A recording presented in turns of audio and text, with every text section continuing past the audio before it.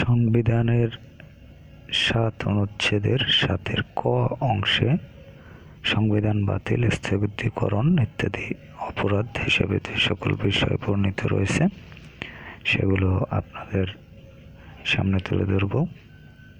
তো এখানে দেখতে পাচ্ছেন ৭-এর ক অংশে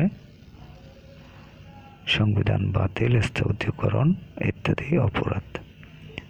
তো এখানে ৭-এ ক এর ১ নম্বরে যেটি রয়েছে, কোনো ব্যক্তি শক্তি প্রদর্শন বা শক্তি প্রয়োগের মাধ্যমে বা অন্য কোনো অসাংবিধানিক পন্থায় ক এই সংবিধান বা ইহার কোনো অনুচ্ছেদ রহিত বা বাতিল বা স্থগিত করিলে কিংবা উহা করিবার জন্য উদ্যোগ গ্রহণ বা ষড়যন্ত্র করিলে কিংবা খ এই সংবিধান বা ইহার কোনো বিধানের প্রতি নাগরিকের আস্থা, বিশ্বাস বা প্রত্যয় পরাহত করিলে কিংবা উহা করিবার জন্য উদ্যোগ গ্রহণ বা ষড়যন্ত্র করিলে তাহার এই কার্য রাষ্ট্রদ্রোহিতা হইবে এবং ওই ব্যক্তি রাষ্ট্রদ্রোহিতার অপরাধে দোষী হইবে।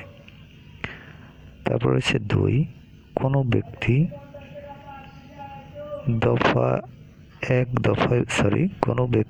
এক দফায় বর্ণিত কয়ে রয়েছে, কোনো কার্য করিতে সহযোগিতা বা উস্কানি প্রদান করিলে কিংবা কার্য অনুমোদন, মার্জনা, সমর্থন বা অনুসমর্থন করিলে তাহার ঐরূপ কার্য একই অপরাধ হইবে।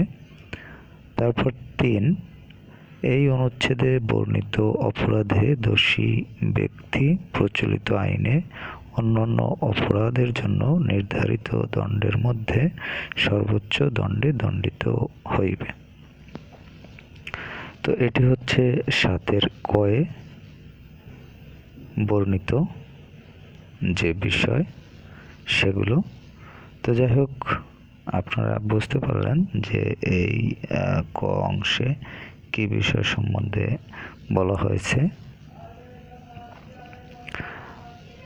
তো এরপর আমি ৭-এর খ অংশ সম্বন্ধে আলোচনা করব। তো সে ভিডিওটি দেখার আমন্ত্রণ থাকলো।